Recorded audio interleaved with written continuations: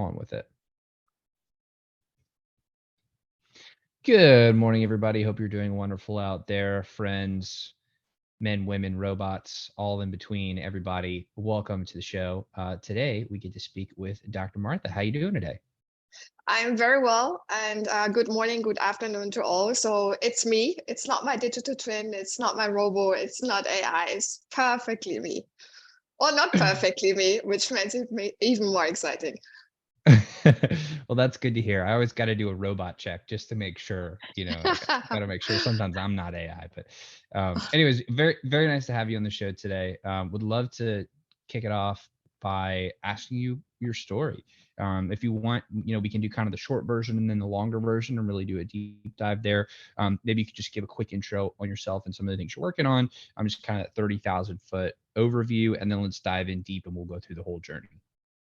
Yeah, I'm a Web3 advisor. I'm also a founder of the Metaverse. So I have my own Metaverse just recently created. We spoke a little bit before.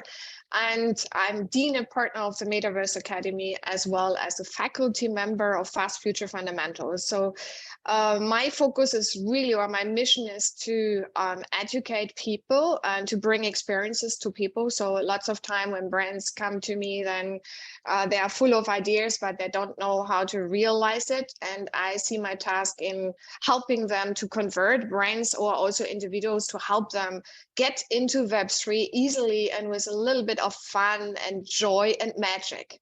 Where I come from, I have over 20 years of financial service background as a senior executive. So I've been CEO of a private bank. I've done all sorts of things in my life, very exciting, but always, I think the focal point, you can say, was always innovation, change management, transformation. And that's how also I got into Web3 and all the excitement around it a couple of years ago.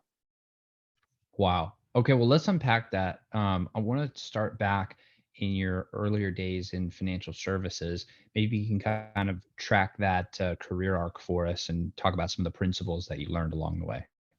Yeah, I've been always very fortunate, you can say, because I started very early in my career when I was 30 something. I decided to go to Hong Kong, not US, for the reason that I loved really Asia and everything which is related to the culture. So I've been part of an Asian community, even though I don't speak Chinese, but I've been somehow very, very attracted. And I just went there and applied for a position. So for 2 weeks, I had all sorts of interviews. Everyone said in my home, what are you going to do there? You have this brilliant legal background. You have done all of this PhD and whatever. And now you're in Hong Kong and you will not get a job. So as I said, I've been fortunate. People were believing in me. There was a CEO also at an insurance company who said, yeah, just join us as a legal counsel. I also have a finance study. And if you make it good, if you don't make it, I send you home after 3 months. So that was the starting point.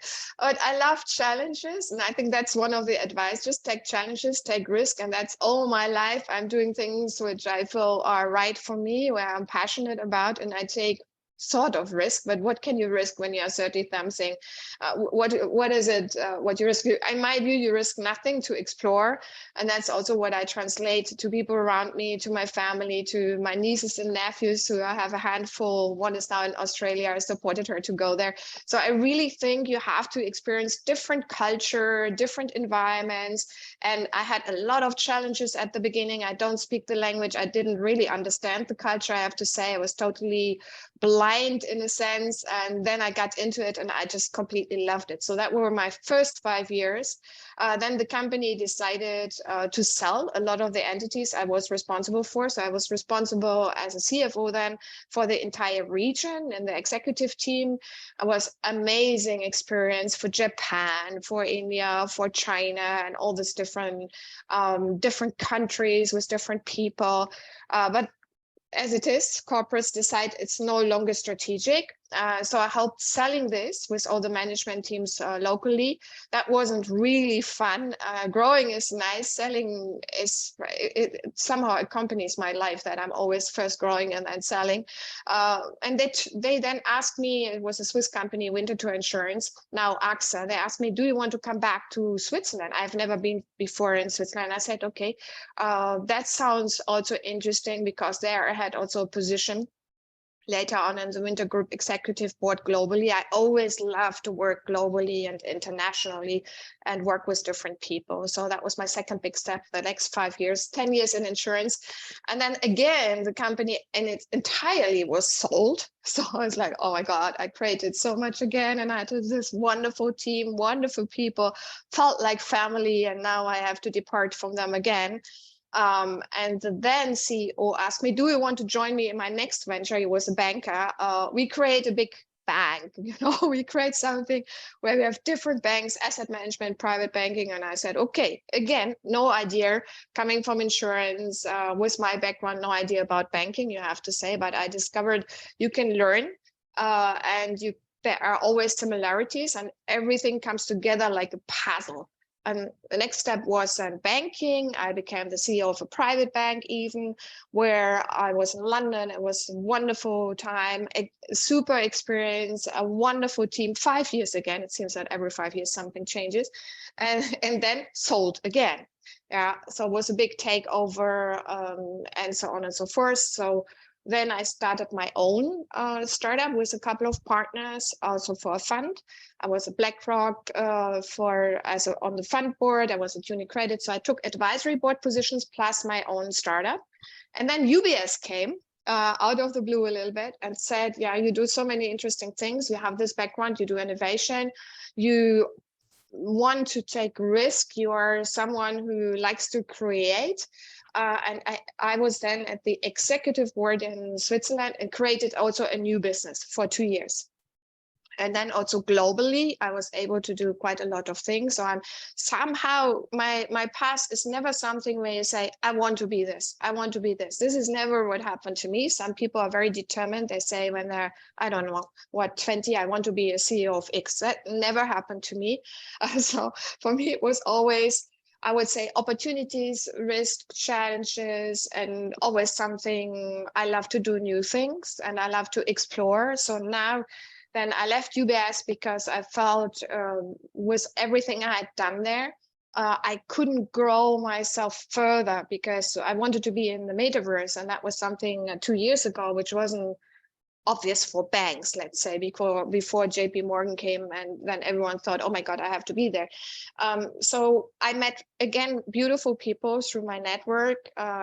I met the Metaverse Academy in Switzerland. Those people said, we want to work with you. We're just creating this. We think you are the perfect person. I said, yeah, everything seems right, seems fine. And that's how I started. That's how I started there. But I had, interesting enough, in London years ago, I had an experience with Deloitte Digital in their lab. That was like, oh my God, a shock for everyone in the management team, because we were trying virtual reality and we were diving and swimming and everything. So I got almost motion sick. Then we saw printers which were printing stuff like food and so on. So everything was like beyond. And one in my management team said, why are you so excited about virtual reality? My kid is gaming and he has already a headset. And we like, oh, impossible, we're so far behind the curve. And that's also when I thought, this is it, this will happen. And at UBS, I was part of a network, also a bit of crazy people, you would say, maybe. They had the beta version of Horizon, Meta Horizon. And I was seeing Meta Horizon again. It was like an eye opener. This is what it will be. Not that I, in particular, like how Meta Horizon is, but it was just, this is what you can do, and this is where we are going. And I want to be part of where we are going. I want to shape it. I want to not be just sit back, and I want to take as many people as I can with me. So that was a long version. I love it. What an incredible journey that you've been on to lead you to where you are now. So let's talk a little bit about, because I think it's very interesting, the a lot of the perception in kind of the scrappy startup Web3 side is that, oh, the big corporations don't really get it. They don't really see the opportunity. But then, we get these news things every couple of days where it's like this group just went in and then that group just went in and this big star went in and they're doing NFTs and blah, blah, blah. So what is the conversation like on the inside. Obviously, if you're, you're the CEO of a privately held bank, I mean, you're on the inside there. So you're seeing what it's like, and with UBS, and then seeing what's going on, with JP Morgan and all that. Like, what's the sentiment like in these bigger institutions, and where's that disconnect? Because it seems like everybody sees that this is an opportunity, but it seems like there's still a bit of friction and some disconnect there. So maybe you can help us understand what they're thinking about, and how, like, what's the narrative there, and how does that all connect? I would say it's very different from verticals. So if you have, as you have seen from fashion, so also the discussions I have with fashion brands are very different. Not that they always know what they want.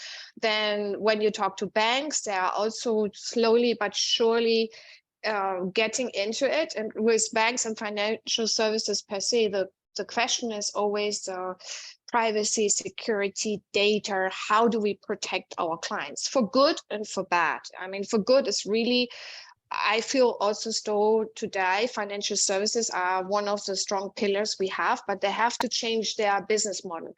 And some of the banks are still, I wouldn't say UBS because they have a big AI team of 700 people, but some other banks, they are still stuck in the legacy. So I, again, was very fortunate because my remit was always, let's forget the legacy we have. And my big idol is Steve Jobs. He always said, start with the experience and then work backwards to tech. That's a bit a nightmare of all the IT people because they say, yeah, you cannot ignore us. But once they get into developing, creating together, and they see, oh my God, we can do something together, which is better than what we have today, then they are prepared. And then you also have to make sure you have very, very, very senior support. That's why I think it was very important that I had senior position, executive position, and not just I'm head of innovation. That means nothing. Head of strategy, I also find means nothing. Head of marketing, you don't really have the driving force. And the challenge is also, how do you get your peers with you?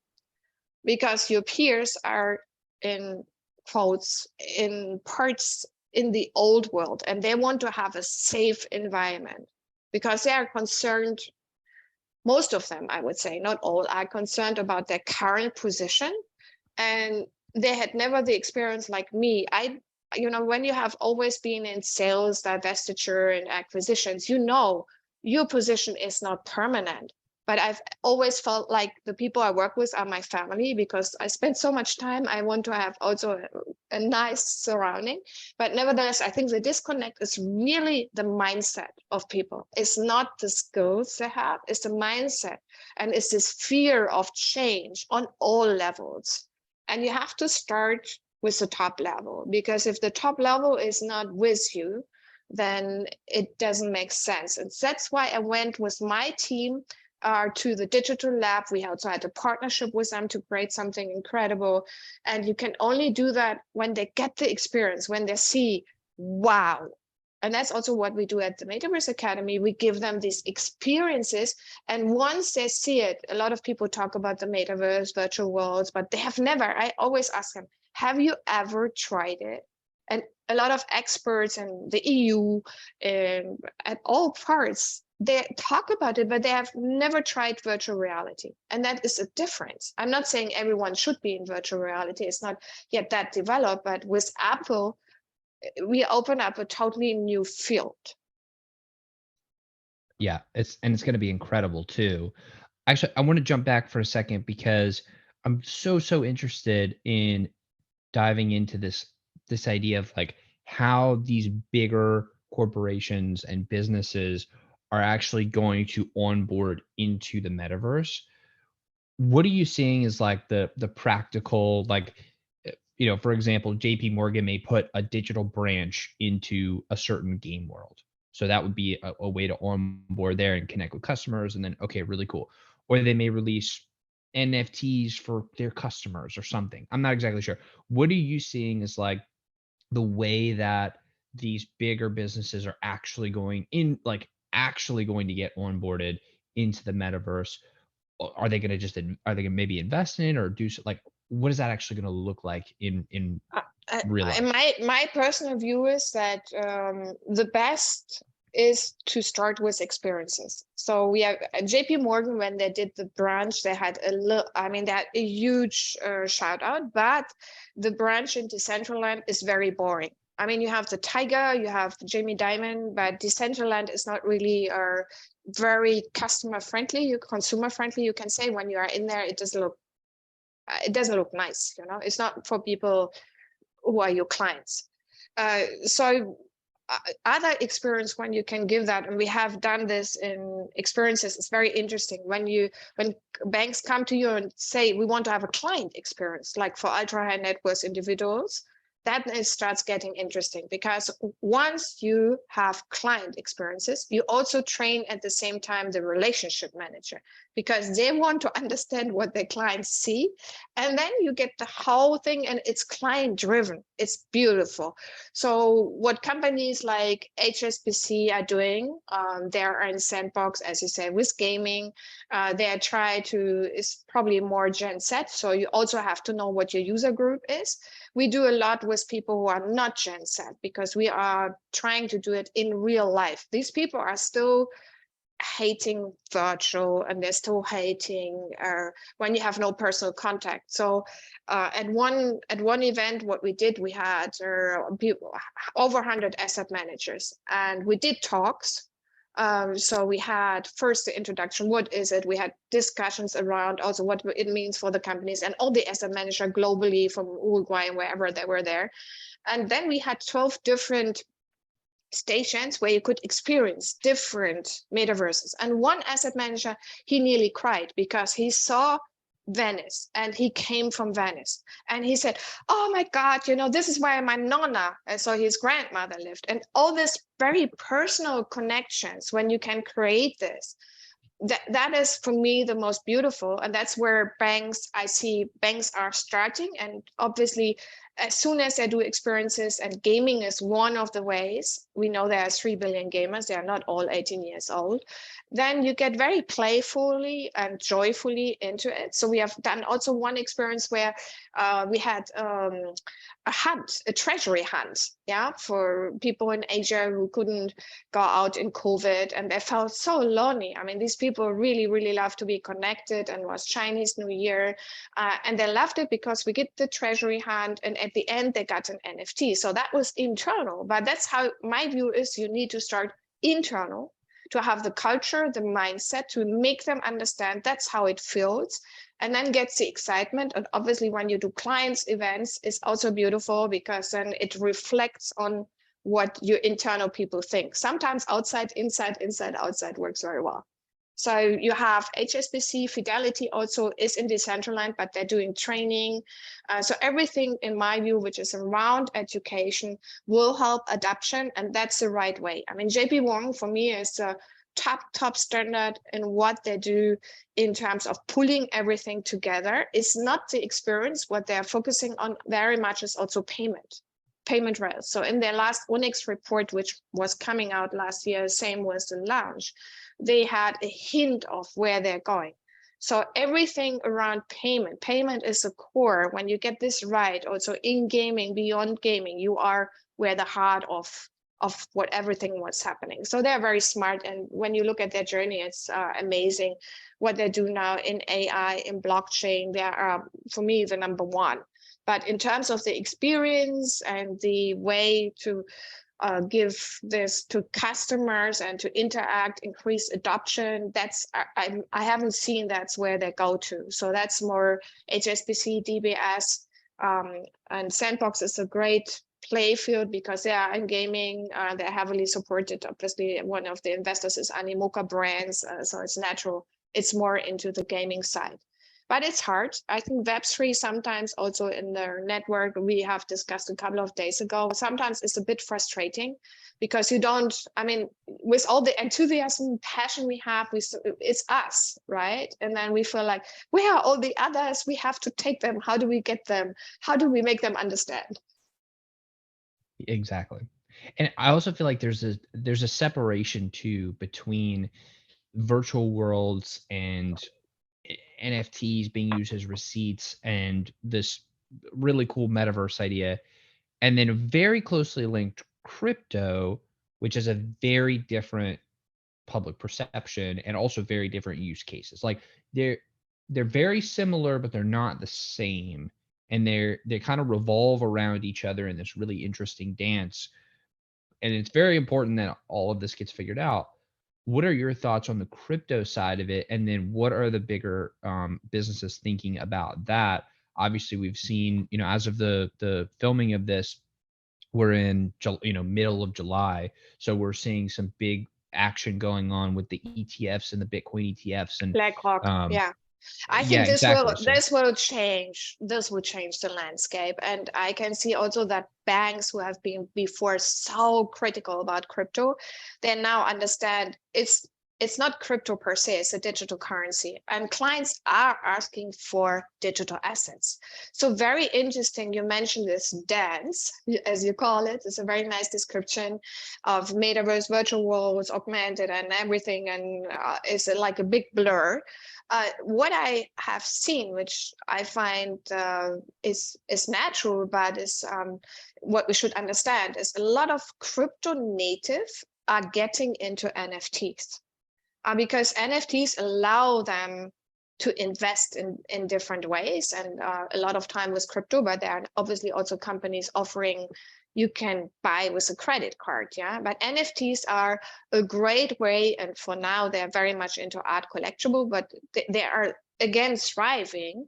And this is where you can connect it with a community. This is brilliant. So you have Women of the World, you have Bored Apes, obviously.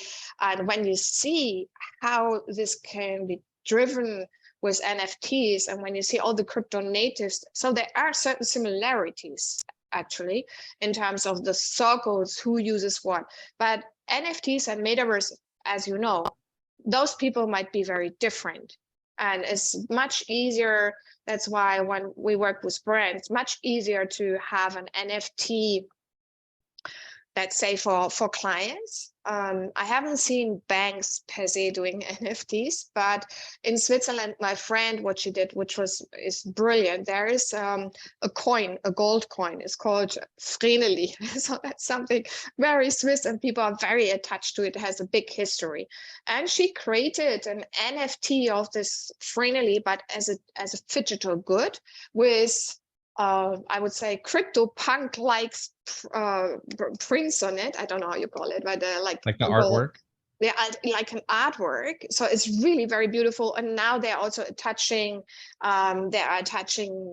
community perks, utilities to that.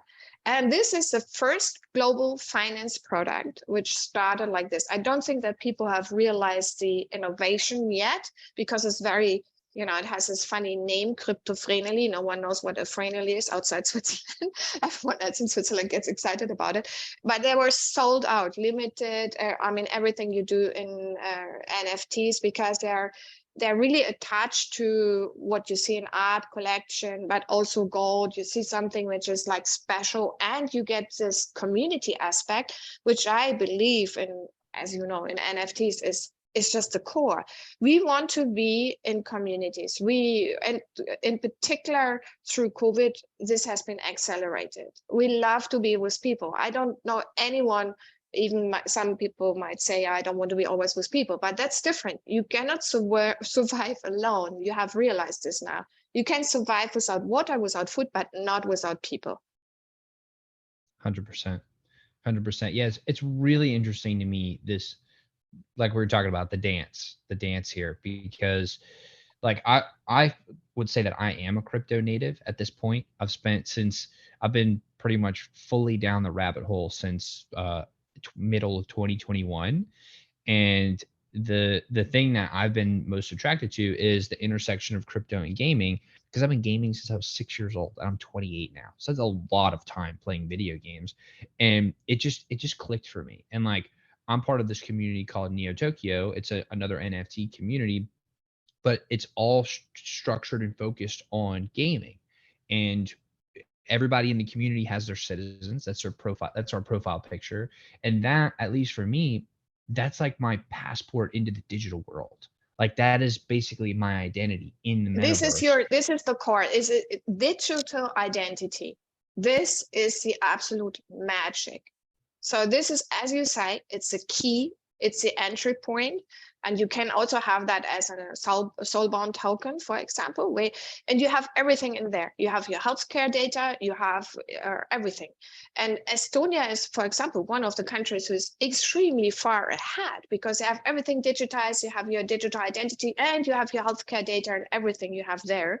And what they did very smartly, they gave for free every citizen 40 hours of education. It was for free and optional. But the whole country got converted versus some other countries who you think, oh my God, they're in middle age. Yeah. So that's the first big step. But digital identity is so important. Digital identity is, again, also core for banks, for payments, and so on and so forth. So I'm not surprised you mentioned gaming, because gaming, in my view, also is kind of replacing all social media. You see this already now. I mean, you don't talk about Facebook because you most likely, Facebook is not interesting for you, I assume. I'm just saying that, yeah. You're right. You're right about that. Like Reddit and or maybe Discord and your gaming platform where you meet all your friends. And as you mentioned, you have a community, you meet your friends, you talk. It's not gaming. Gaming is socializing. So that's what gaming is. And that's why social media, also Mark Zuckerberg were very smart. He saw that, I mean, Facebook is gone. It has no future. TikTok has started with films. Now they're all getting more into gaming because they can see, oh, it's no longer only the videos, but obviously also if you look at Netflix has started with gaming. Then no surprise, Microsoft activation, everyone was asking themselves, 69 billion? Why they're paying this? Is sure why they're paying this, because gaming is the entry point. It's the entry point for all the socialization, all virtual, everything. So it's very smart. And you already have a crypto token currency. People in gaming know what an avatar is. They know. I mean, if I talk to my nieces and nephews, they say, what are you talking about? You know, it's so boring because it's so old. Yeah, you know, we do this every day. I created an avatar where I was a creator to help me. I'm a little elephant. I find this totally cute. Everyone thinks, wow, this is great. But, you know, that generation thinks, okay, so what? I can be a dragon or whatever. You are the elephant. So what for? So it's very interesting. Yeah, 100%.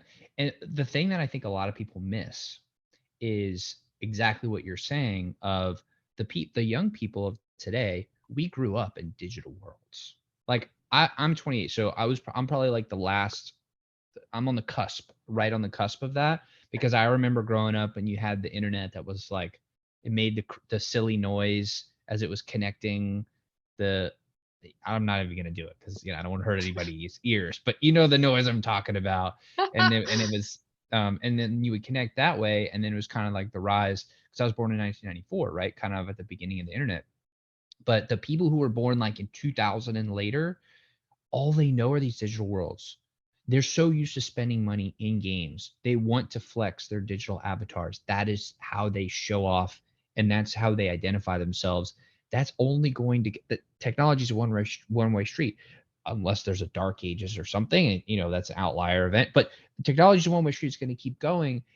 That whole generation and every generation after, 100% digital. They're going to live in 100% Yeah, virtual but world. that's, I'm not concerned. I'm not concerned about the 28-year and younger people. That's why I say for them, you don't have to create anything. It's all there. But to get all the other people with you, I mean, that's the point. People like over 30, you can say, they have no clue because they haven't been raised in this. And I mean, we still remember the internet. My family, the younger ones, they don't remember the internet. Exactly as you say, and we have all generations there. My mom is 85. But she wants to understand avatar virtual worlds. Now our big topic in the family is AI. But it's because we are discussing all of this. The kids have ChatGPT partially. Partially it's also not allowed and all this stuff, all these discussions. So it's important that you get busy with that in the sense of understand it, but with all technical changes always, or technology changes, I should say, people are very afraid and they don't trust. And that's a big challenge. And how can we make them feel it's a big advantage also with AI. If you use AI wrongly, certainly it's a nightmare. Yeah. And people think you are replaced by it. But as a Goldman Sachs report, yes, there will jobs be gone. We have the fourth revolution. We have seen that before. So fine, but then there are new jobs created and you need to use AI. And I haven't been able to, I'm now learning how to make AI my life coach and how to make my life easier. So how to reduce the work I'm doing efficiently and with an AI friend I have on my side. So I'm exploring different, very different tools. And I now signed up for Mind Valley. I'm not getting any money from them. Yeah. So they had a 4 days free class, and Mind Valley, what I like about them is mindfulness as well. So I think it's important how you deal with it. It's not, like you say, you are very easily down the rabbit hole and there's so many tools. I mean, for me, that's always overwhelming. And we also have AI classes for free, where we have our geeks showing how you can create videos, how you can do other things just to help people. So there are a couple of really good networks out there. There's a specific woman network. And I'm testing all of this because I want to understand also for other people, what can I recommend? A lot of people come to me, what can you recommend? What can you do? And I'm testing it to say, maybe this is good for you and not one fits all. Definitely. So I actually think a big part of how the people above 30 are going to get into this whole world is because the metaverse and crypto have now been interlinked as far as on the PR side. And let's be real, there's a lot of overlap there. And a lot of the people that are building the metaverse are also crypto natives and they're the crypto companies too. So we can't ignore that. One of the biggest, I would say, one of the biggest arguments against crypto, for example, would be the classic Warren Buffett argument, right? If you own all the Bitcoin on the planet, what does that do for you? If you own every single one, it doesn't have any value. Like it's not going to produce. It's not like a chicken laying eggs or a piece of real estate that is generating rent. It's just a digital token. So that argument is very persuasive. It's like, oh, well, then is there really any value to it? But then when a lot of other people think there's value to it, okay, well, then there's some value to it, but it's hard to actually quantify. That bridge probably has to be, or that gap has to be bridged rather. And I think we're seeing that right now with the bigger institutions getting into these digital assets. And like you were saying, you're talking to asset managers. How is that conversation going? What is that? How are people reconciling that understanding of value when it comes to crypto? Because that's going to be a very big deciding factor here when it comes to onboarding people. Yeah, it's a very interesting point also in terms of general digital currency, as you say, in CBDC. So every country nearly now is looking at CBDCs, and that helps. That helps a lot because once you start making this a country issue, it's different than just only the banks or the clients and they don't understand what have you. But from my point of view, this is again also client driven because you want to have cross-country payments and how, in nowadays time to transfer money from one country to the other country and then all the tax and whatever implication, everything is so fragmented. And I do believe that because of the client demand and because people are asking, how can that be and how can we change it? And then when you see the beauty of, I would say, crypto also, in some of the circumstances you had in the Ukraine where people had to flee, I know a number of the young people, 22 or so, they had crypto. And that was the only survival mechanism. Can you imagine? And once this is being discovered and exchanged, which is happening now in communities, and they say, yeah, without crypto, I wouldn't have survived. I wouldn't have no money. I have no cash, fine, but then I could convert it and people were helping me. But these kind of things, this again is all about experience. What you experience, you feel it's real. If it's just abstract, Bitcoin has no value, then Bitcoin has no value. But all of a sudden, if it has value for you or CBDs have value for you, then it makes real sense. So from the point of view of conversation, it's really about how do we create value for clients, for consumers? And that's what banks are mainly concerned about. Yeah. And what are we seeing is as far as the, for example, the banks go, what are we seeing as the main points of value there for the customers? Like what are those benefits that they are like, okay, well, I do want this. I am asking for this because of XYZ. What are those XYZ reasons? I mean, one is certainly like Julius Baer has also now created for 1 year as one of the big banks in Switzerland, private bank.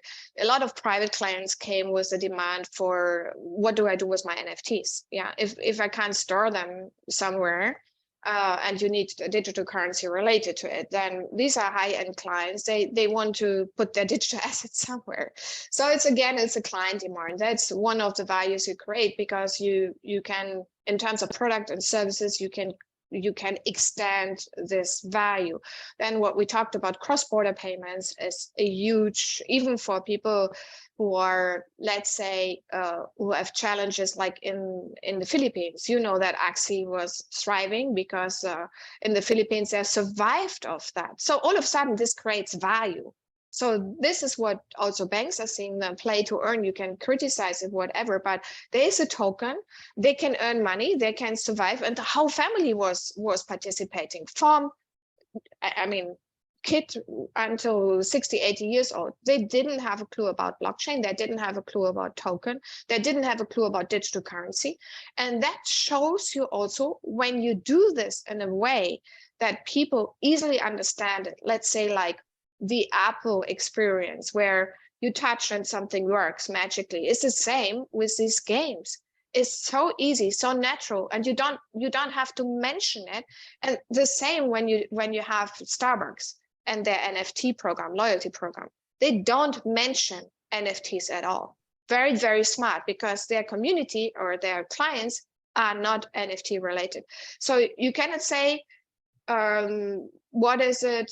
There are so many different needs in terms of value creation, that for me, there are different buckets, and depending on user group, the high end, or like the Philippines, or like the Starbucks customer, is always a different case how you can create value. It's not one, but definitely bottom line is creating value.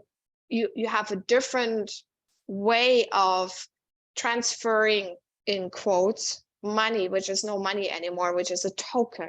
And also the other thing we see with tokens, everything is tokenized. So a lot of the higher end private clients start now with, because of their heritage planning, what can I do? With my Picasso, I talked to someone last time. He said, my father has all this beautiful collection, and he's now starting to give it away because he doesn't know how to do it with us children. I said, oh, very easy. You tokenize and you can have fragmentations and everyone can have a share, and you have to decide where the Picasso is finally. And it might be in a museum. It doesn't matter. So there are all these different new ways, and also for properties and stuff where banks are exploring. But interesting enough, I would say 12 months ago, no bank was exploring it. It was all startups, sort of fintech nature, all different companies who are more Web3 natives. And again, very smartly, Nike teamed up with Artifact, because they saw we can't do it on our own. And that will happen, like we have seen with banks and fintechs, it will happen the same. So they're already having partnerships for custodial wallets. I mean, they're so important for this whole ecosystem. Yeah, that makes a ton of sense. I actually want to go back to something we talked about before, which is this idea of digital identity and thinking about how important that's going to become. Because I actually think that the intersection of this blockchain NFT technology with your digital identity, I think that's probably going to be one of the most important, if not the most important part of all this.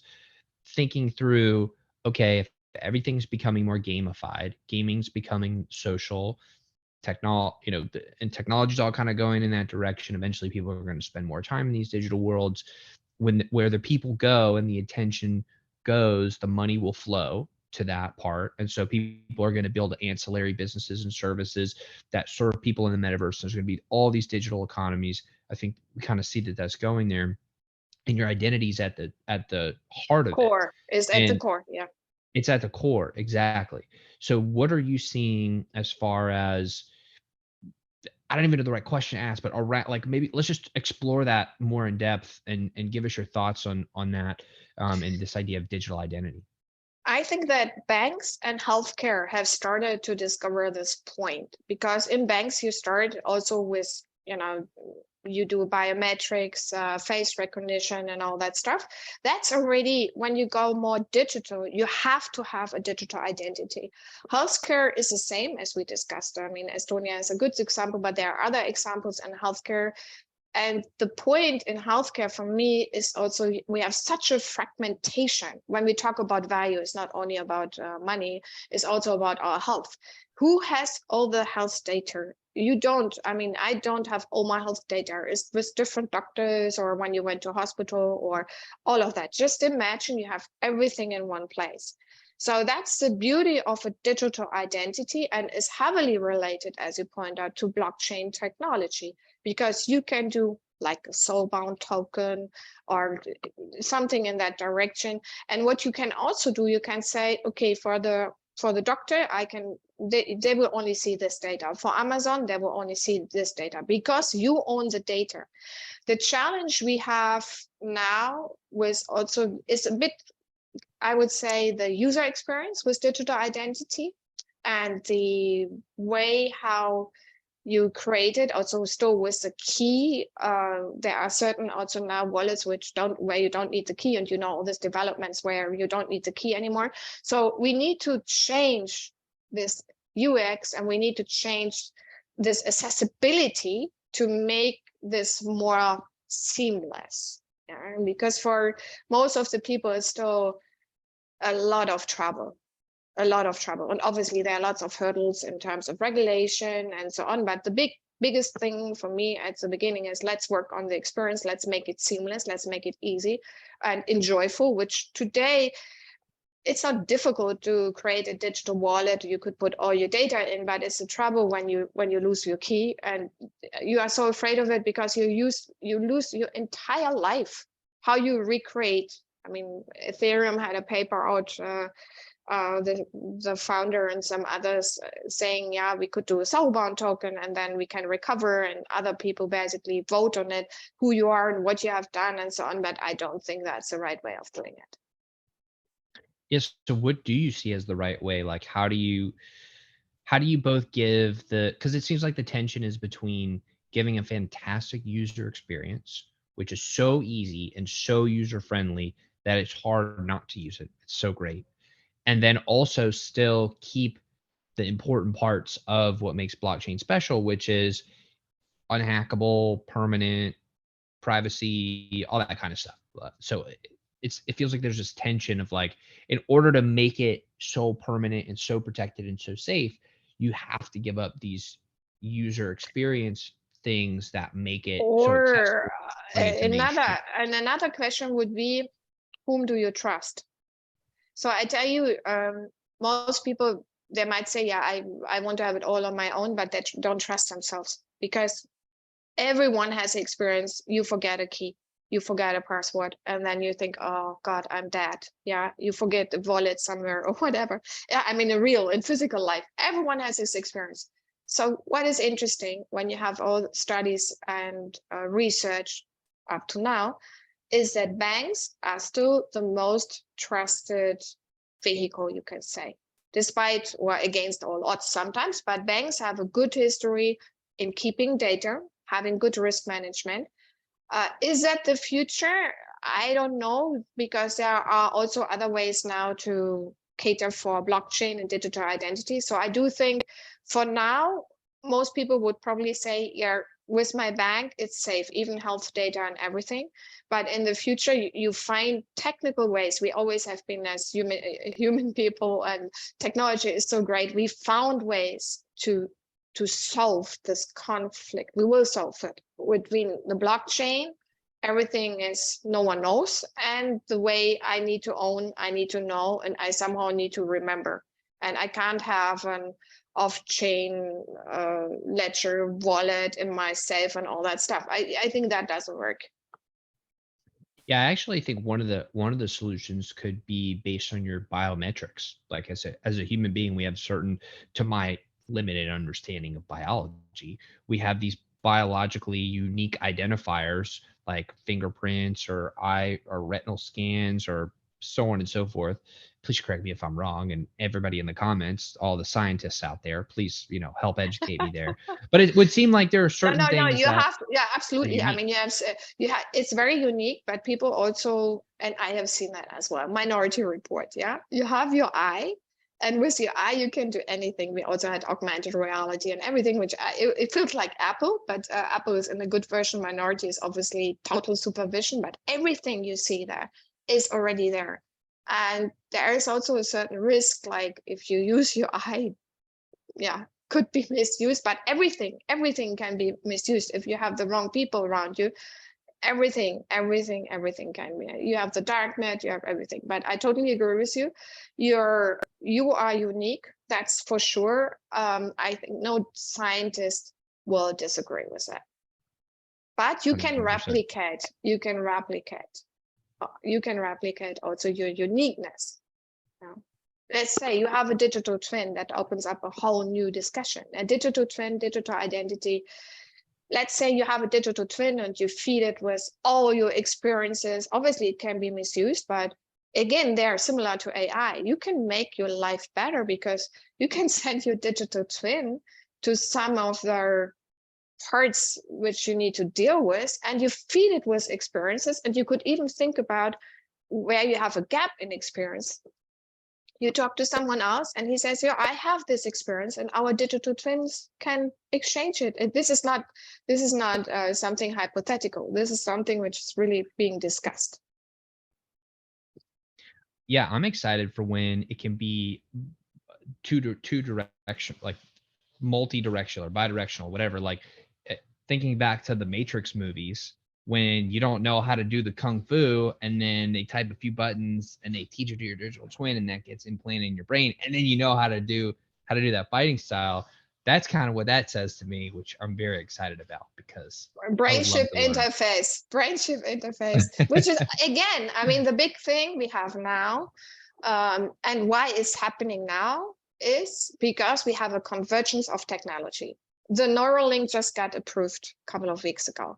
We have digital wallets, we have digital currency, we have AI, we have neurologic networks. We have all this, which has never been there before, also not 2 years ago. And that's why it's different.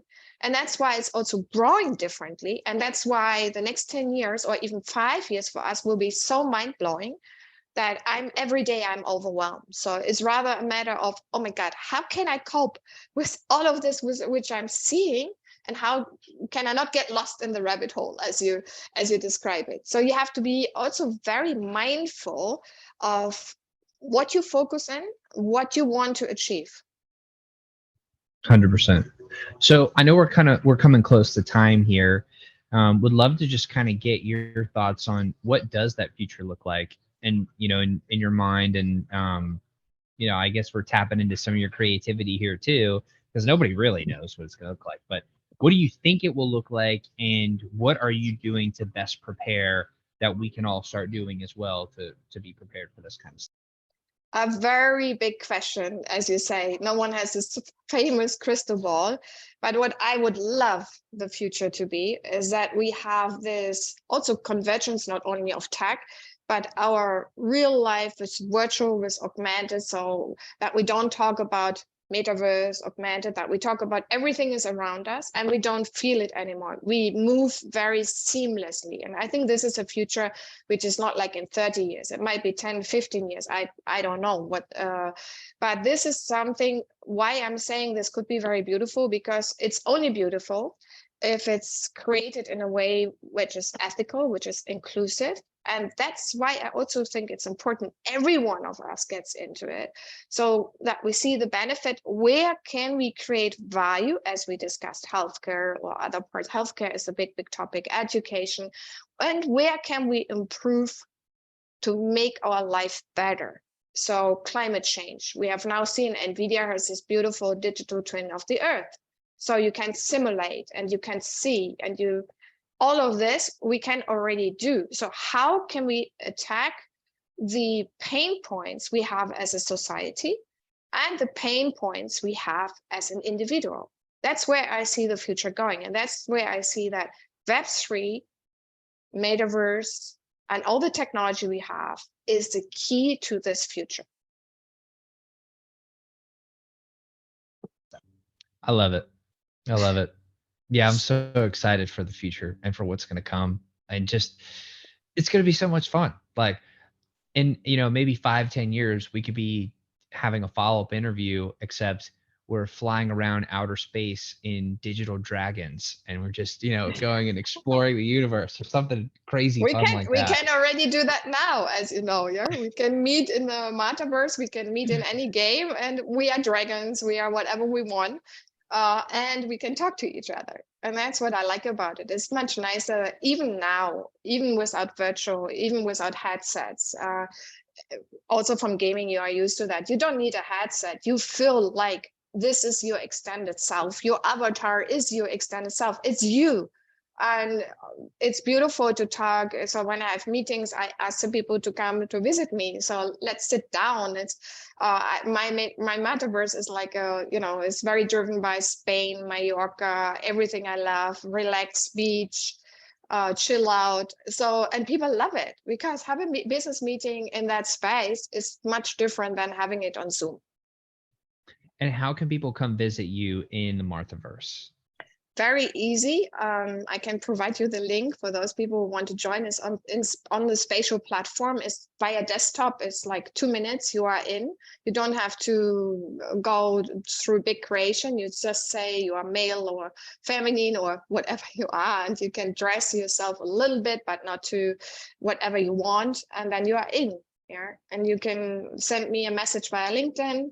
Can we meet up? And I will meet you there. I love to meet, and I have a lot of events there with people from all verticals. So we have done meditation there, which was beautiful. We have done talks about neuroscience and how this whole fashion beauty world and mental health works in different virtual worlds.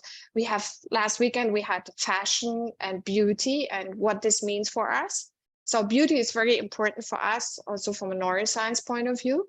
So all these different connections, you get very nice people there, and a lot of people also have never been there before as speaker or as participants feel the difference. One even said on Saturday, I found this amazing. I had a very nice video and music. She said it feels like in the sphere. I said, wow, you don't have to spend hundreds of billions or millions. You just come here.